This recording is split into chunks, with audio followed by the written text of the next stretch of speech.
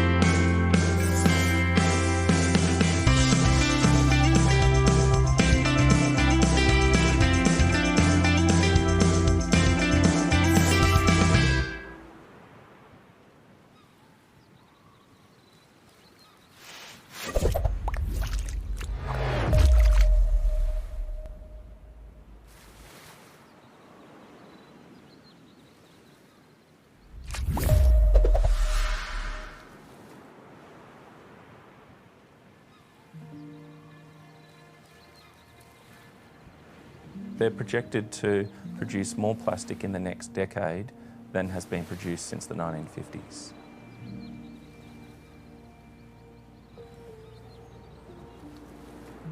It's possible for an average suburban family to be able to do something about that so that we can minimise the negative and harmful impacts that we're having from just blatantly consuming without any regard to the impacts of that consumption.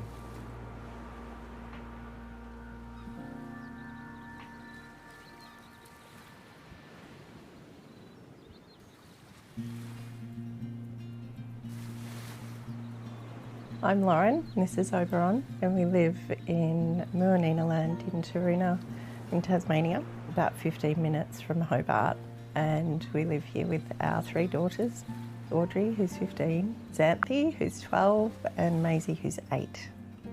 We live in a 50s weatherboard house in an average sized suburban block and try to live without making any waste. We shifted to waste-free living about 3.5 years ago, and for the first year we collected all our waste in a biscuit tin. After that we shifted it to a jar. We've been collecting that for 2.5 years. It's not quite full yet. I think we could get maybe another year out of it. We have a ball of foil recycling that we've collected. We try and avoid recycling if we can. We just don't want to play that gamble when we're putting things in our recycling bin in the hope that the right thing will be done by it, and also knowing that there's lots of energy that goes into the recycling process anyway. And if there are alternatives available to just avoid all of that, that's a solution that seems like a more long-term sustainable solution for us.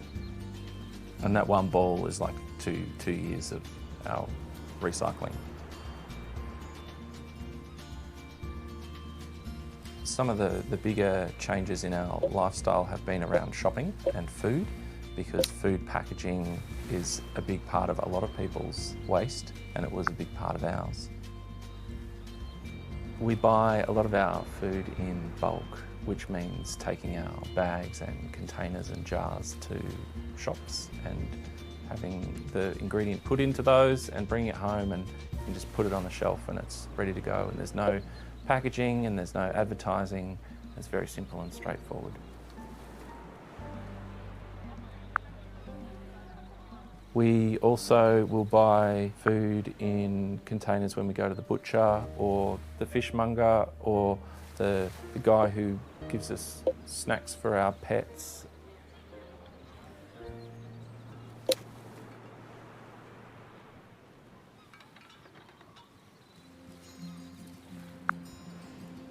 We've got a few different methods of managing our food waste.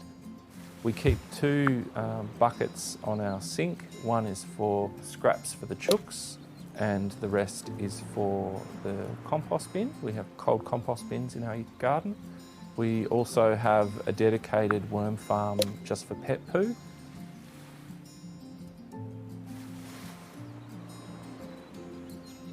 We're trying to take responsibility for everything that we bring into our home, and we think that if we can utilise things that are compostable and organic and actually help build soil in our garden to grow food, to feed ourselves and to feed our neighbours and share with our family and friends, then we think that's a much more convenient and healthier way to live.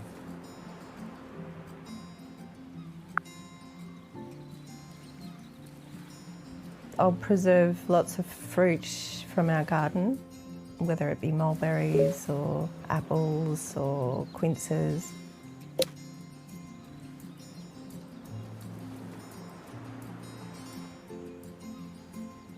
We're focused also on what things are made of. If it's clothing, we're avoiding synthetic materials because we know that at the end of the life of that garment, we will have the responsibility of doing something with it. It is about having a family pact, and that means including our children in the conversations about how we're wanting to reduce waste. That was a conversation that we had with our children at the start and have continued to have that conversation so that they're there with us the whole way. We're not dragging our children along on this sort of adventure. They're there with us.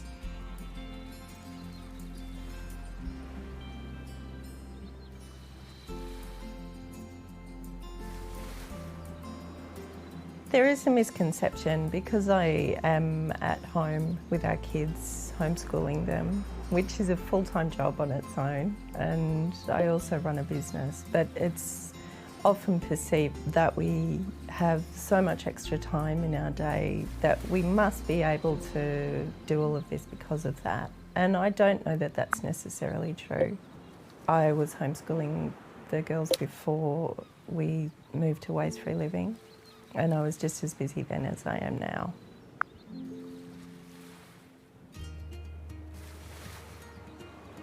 I think it's easy to forget how much power we have as individuals to enact positive change. If you look at how the cumulative negative impacts of all of the single-use plastic bags and plastic straws and plastic coffee cups that are being used every day, one straw, one plastic bag, that doesn't seem like a big negative impact. But the sum total of all that is extraordinary. You don't need to go out and buy new cups and bags and toothbrushes and all of that sort of stuff. We would encourage people to keep reusing what they already have until those items are no longer useful, and then consider replacing them with something more ethical or compostable. Definitely don't go out and throw out everything and start from scratch with this beautiful new aesthetically pleasing zero waste kit. Not all waste is immediately overcome by the individual who's facing that waste. It might be that it's a shared responsibility amongst the community to help make waste-free living more available to more people in different types of life situations. It's important that all levels of government and corporations all take responsibility for their end of the process and regulation, and that's all part of it. But I think that there's a lot that individuals and households can do to make a big difference now without having to wait. We can actually make a lot of change now, and by osmosis, a lot of that will filter broadly across the population and then filter upwards into the chains of power. It is constantly rewarding to know that the choices that you're making in your life are beneficial, or at least not harmful. It feels pretty good to have not contributed all of that landfill. There's many tonnes of waste that we have avoided by making these life choices. And I think the average household is able to produce enough waste to fill a 3-bedroom house every year.